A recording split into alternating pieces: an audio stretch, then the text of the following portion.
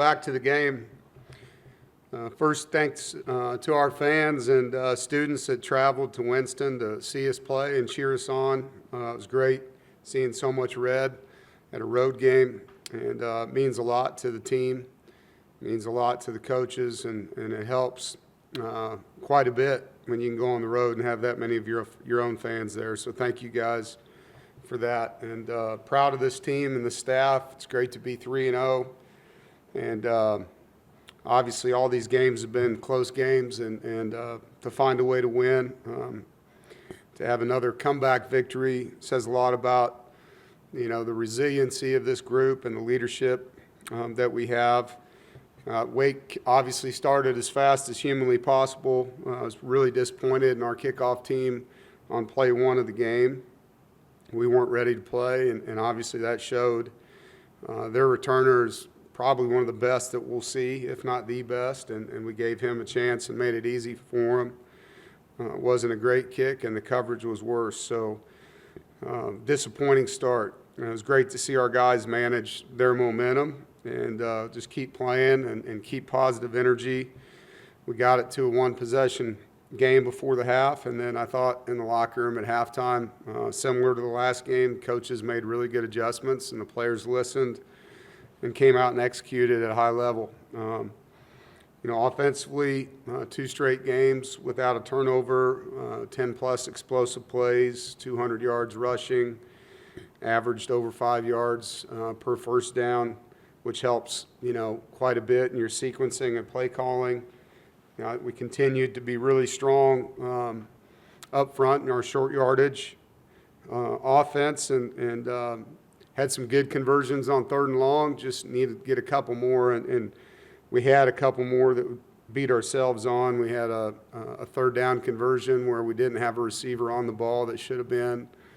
Had another 3rd down where we got open, and wasn't a perfect throw, but a catchable ball. So, a couple of the 3rd downs that were manageable. We made good plays, play calls, and just need to execute better. And a lot of areas to get better. I'm very impressed with Cody Hardy as a blocker. I think he's been a huge asset to our offense. I love how he plays and super unselfish. And the tight end rooms continue to be a glowing spot in our offense. Justin had 2 touchdowns for us, and one big one. I thought it was a really good route that he ran on the 3rd down touchdown. Well, really both of them, the 4th down touchdown too, avoiding a rusher. But great route and a big-time throw by CJ with the blitzer in his face. And I thought Wake had a good defensive end, and both Teague and Peak faced him, number 11. I thought Teague played his best game and led our offense with pancakes with 9. Both running backs were very productive, physical, efficient, and explosive. It's good to see Duke finish a completion down the sideline where he dropped his shoulder. I think it was a really good play for him, confidence-wise. And the receivers, didn't have any real explosive things other than Keenan's touchdown. I thought Keenan played a really good game, but what they did is they made a lot of contested catches in the game, and several of them were on 3rd and 11, 3rd and 10, where they got deeper than the sticks, came back to the quarterback with a body on them and made a nice catch. So they definitely took advantage of their opportunities in the game. And too many penalties, and ones that we control, a false start and illegal formation. We had 2 holding penalties where our hands got outside the frame, so things that we can do better. And but overall, offensively, I thought we did a good job managing a lot of things in the game and things that we can improve. Defensively, it was really 2 halves of football. Frustrating first half. I thought we were tentative. Gave up a big play early to number 10. Didn't do a good job aligning with depth over a guy like that. Didn't win enough 3rd downs in the first half. But in the second half, we played lights out. And, 2 takeaways. Isaiah Shirley's obviously was a massive play in the game to get us back into the game when we were down 2 scores. And I thought Isaiah played his best game of his career. Ronnie Royal's interception was huge. Came after a 4th down stop. Really nice play on defense. Bottled him up. Got the quarterback down. Unfortunate, to get a targeting penalty there and give them life and momentum potentially. In the very next play, Ronnie answers with a resilient play. Mental toughness right there, and a big play for the team. And I thought Sean Brown probably played his best game since he's been at linebacker. He was active. He played fast. Really tackled well in space. As a defense, we tackled well. We only had 3 missed tackles the entire game. And the adjustments that were made were really good adjustments. That's the thing that's been impressive about DJ's. He understands what's going on within the scheme. He knows how to communicate. He knows how to fix things, and the guys did a good job. Now, obviously, we don't want to start like that. We need to be able to come out the gates like we did in the first game, playing really well on defense. But it's nice to be 3-0 and be able to spend so much time talking about things you want to do better. And I think we're a good football team that could be a lot better football team with some things that we can control and clean up. Special teams, it was great to see, we call them our missiles, but the outside guys on the punt team got down the field, got in the returner's face. We had really poor punt coverage the week prior, and Wesley Grimes got in there and made a really nice play. Jackson Vick did a great job. Sean Brown got down there and did a great job. I thought Teddy, when you're playing a rugby punter, and we'll play another one this week, sometimes the ball can get sprayed around, and it's hard to field ththose punts. He did a great job, made good decisions, took care of the ball, had a 12-yard return. And our kicker was, back to form, 5 of 5 on his PATs, made both field goals. The second one was a big one, extending a lead. Now on to Duke, our third in-state game. Duke's a really good football team. They've got a very formative front. Their defensive end, Vincent Anthony, number 7, leads our conference in TFLs and sacks. He's a really good player. I've known him since high school, I think a lot of them. I think their D-line is really well coached and plays hard. They have good rotation, depth. They get off the football. They get off blocks. They play square. Their guys can move. Their middle linebacker, Morris, is a good player. We played against him last year. Corner, Chandler Rivers, has been their 4-year starter, a really good corner. And it's aggressive defense. Manny does a great job coaching as defensive coordinator. They do a lot of different things, give you a lot of coverages out of their blitz packages, a lot of different looks. So, they challenge you, and you got to do a great job fundamentally against a team like that. Offensively, we've played against some of these guys. The receivers, 7 and 2. Brown and Higgins are good football players that can run and make plays, get behind you. You have a transfer, number 18 from Harvard, that 18 yards plus per catch. And the quarterback is a really good passer. And he sees the field. He got a strong arm, touchable, or throws catchable balls. He's very accurate when he's running. And so we got to do a great job not only keeping him in the pocket, but if he gets out of our pocket, staying in coverage, staying on top of routes. Make some really nice throws, scrambling around last week.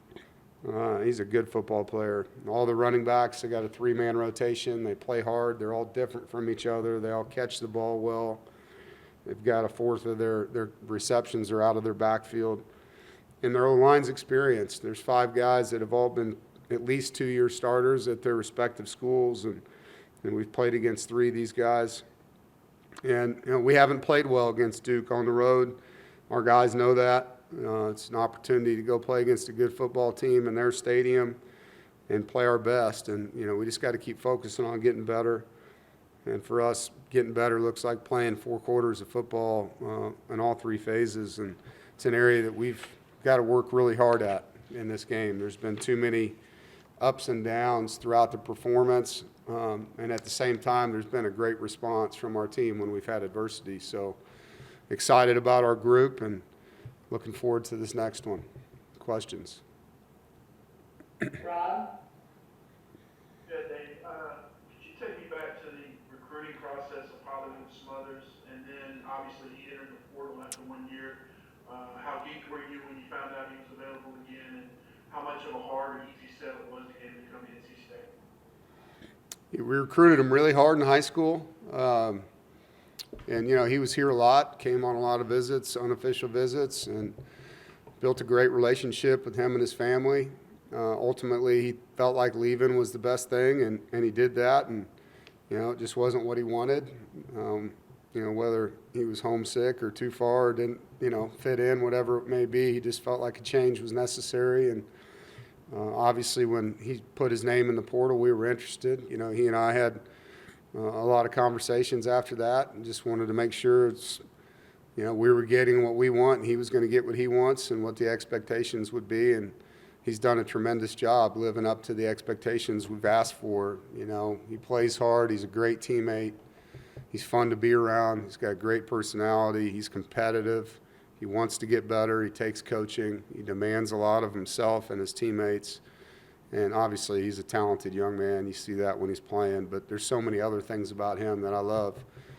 And, sometimes, the same thing with Noah, sometimes kids think leaving is the best thing. And when they get away, they realize how much their family, is a part of this and how much they miss being around them and that they can be an impact player at home and have their family with them doing it.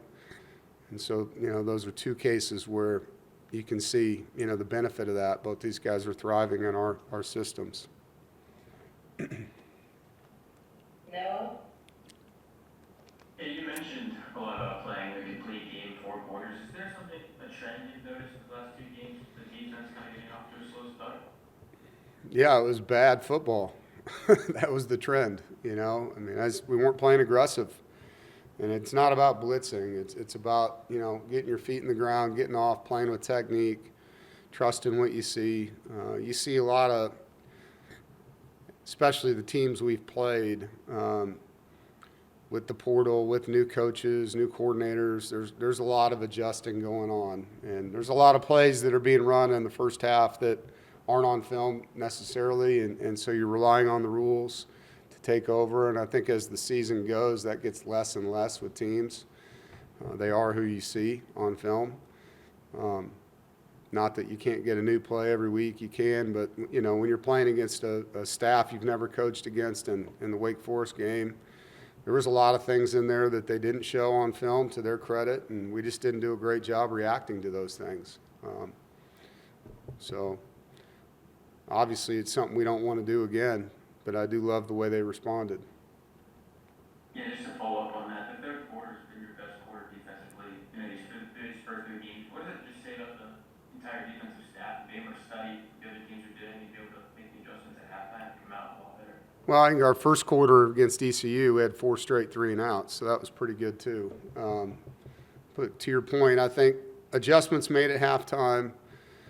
One, the coaches have to do a good job of seeing it, of being able to teach it in a short period of time, and the kids have to be open to hearing it. Sometimes at halftime they're tired, they're hot, maybe they're mad about how they were playing. The guys have been great. They've been super receptive to feedback. They ask questions. The coaches explain it well. It helps having these iPads now where you can show things to guys, not just tell them and draw it on a board. These guys are so visual. So, that is, everybody has one, but that has been a great asset for us. Corey? Man, is there an appeal to the ACC on the Sebastian Harsh play, and what did you hear back on that? Yeah, you don't appeal to the league. You appeal to the head of officials, Steve Shaw. And so that's the process that you go through, and it was upheld. Okay, and I know you had voiced your thoughts on that beforehand, but how much does that kind of reshape the way that you think about the defense heading into the first half against a road opponent? Well, it's a next man up thing. It's no different than when Brandon Cleveland couldn't play the first half for us in the ECU game. Gave Chaz Wallace and Josiah Victor a chance to play, and you'll get to see that with our guys. I'm not going to talk about who we're playing, but there'll definitely be opportunities for guys to get more reps in that first half with him out. He's a good player for us, so, it hurts when you lose a guy like that for a half of football, but at the same time, that's part of the deal. You got to step up, next man up, got to be able to, take advantage of your opportunity for one, and I know that the guys we have will be prepared to do that. Thank you. Murph? Yeah, Coach, I wonder how much confidence it gives your team when you are able to come back in the second half 2 weeks in a row. What that means when you get down in the fourth quarter or trailing late in the game to not just say, hey, we can do it, but to say, hey, we have to. Yeah, it definitely builds confidence. It's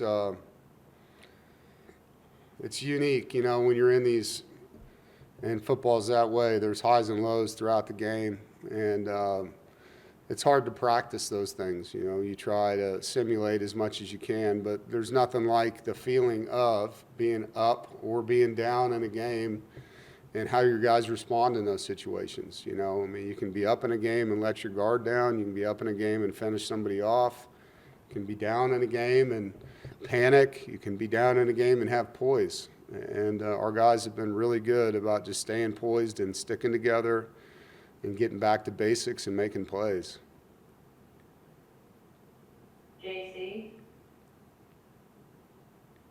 You know, a lot of times when coaches talk about scrambling quarterbacks, it puts pressure on the defense, but because he rolls out so often, some designed, some not, how can you use maybe half the field to your advantage? Well, if you knew which way he was rolling out, you could do that. And in some cases, you might be able to do that, you know, with different coverage concepts or blitzes. But sometimes it's ad lib, you know, it's a drop back pass and the guy just starts scrambling. And so we call it plaster rules. But guys that are in coverage have to lock on to people, you know, when quarterbacks become mobile. And you got guys that aren't covering that have to come up and get the quarterback, and guys that are that have to stay on, because those routes, it turns into, you know, backyard football sometimes. A guy running and out turns it up down the sideline, a guy down the field comes back to the quarterback. And so you got to be disciplined in your rush lanes to prevent it as much as you can, but then also in coverage to make sure that you're staying on guys so that he can't find them and create explosive plays. Noah? Yeah, the last 2 weeks you guys have rushed for over 200 yards. You know, what's it been like seeing the offensive line, it's a new unit come together these 3 weeks and really look a lot different than they did kind of from that first game? Yeah, I'm proud of them, you know, and it's everybody. It's the tight ends, it's the receivers. In some cases, the running backs are blocking because our quarterback's running some. I always say running the football it's an 11-man responsibility. Even if the quarterback hands it off, like his ability to hold the defensive end from pursuit with him carrying out his fakes after a handoff, all those things matter. Our backs are getting a lot of yards after contact, and so there's a lot that goes into it. And it's important, you know, to have that kind of demeanor. It makes your quarterback better, you know, when he can just not have to think so much on a play and give the ball to a good player and let him go. It helps him. And it gets more guys in the box at times, which creates throwing opportunities for CJ and his skill guys.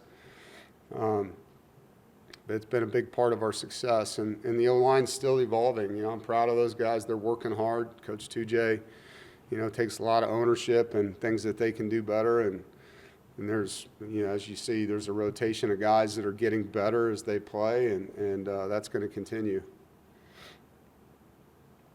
Jaden? Yeah, now that you've seen the tight end play in several games, you know, can you just speak to the impact Gavin Locklear is having on their development and just the growth of them at that position? Yeah, he takes a lot of pride in their daily development on and off the field. He's hard on them, but he does it in a way where the guys really respect him. They know he really cares about them, but he pushes them now. He's definitely an energetic coach that motivates, has great detail. He understands what Kurt wants him to do. He works well with Coach 2J because, you know, tight ends and O-linemen are in sync in a lot of different blocking schemes. There's a lot of timing that goes into that with the tight ends and tackles and tight ends and guards that they're pulling together. But, you know, Gavin's definitely done a good job in his new role, and the tight ends that we have are working hard and they're getting better. I mean, Dante's gotten so much better from where he was 12 months ago, and we got some young tight ends that you don't get to see yet that are getting better. You know, it's fun to see Preston Douglas and Gus Ritchie. Those guys are getting better on the practice field every day, and so, you know, having that guy in there with him that cares so much about this school too, I think there's a lot of pride in it. Rob? Yeah, Dave, talking about the running game again, there have been times in your career today when you've had the bell cow guy that gets the ball 20 times, and then there have been times where you sort of split those carries. What goes into your mindset when you're looking for a guy guy that can handle that 20 carry per game, being a number one, his mindset, durability, things like that? What go into making that decision that this is a guy that can handle that workload? Yeah, sometimes they make it for me with just how good they are and how they practice and take care of themselves and their stamina. Some guys you just wear down faster than others. Or sometimes you got two really good guys and they both need about half the touches, So there's a variety of things, and I always tell players this: it's ultimately your job to make the coach have to play you more with how you prepare, how you practice, how many plays you make, because you really do earn your playing time through all these practices that we have. And obviously, when you watch Hollywood play, you can see why we want to get him the football. He's an explosive playmaker, and behind him we have a young one that's getting better right now. And so it's a good room. Those guys work well together and they cheer for each other, and it's fun to watch them play. Thank you, sir. JC? You would always talk at the first practice of how much you enjoyed it, took the distractions away, the off-season kind of silliness, and just practice. Two of your peers were let go over the weekend, mid-September, and players are thinking about entering the transfer portal. How much is that sustainable, I guess, in the big picture of things, that this can happen? You said two of my what? Your peers, coaching peers, Oh, UCLA, Virginia Tech. right. Yeah, I heard the news. I'll be honest, I haven't paid a lot of attention just because we're in game plan mode right now and focused on my team. The trend of dismissing coaches earlier, am I a fan of that? Probably not. I believe in finishing what you started, but I'm not at those schools. I don't know the situations, and I haven't really been paying attention to UCLA. But, I feel for anybody that loses their job, and obviously those are good coaches or they wouldn't have got those opportunities.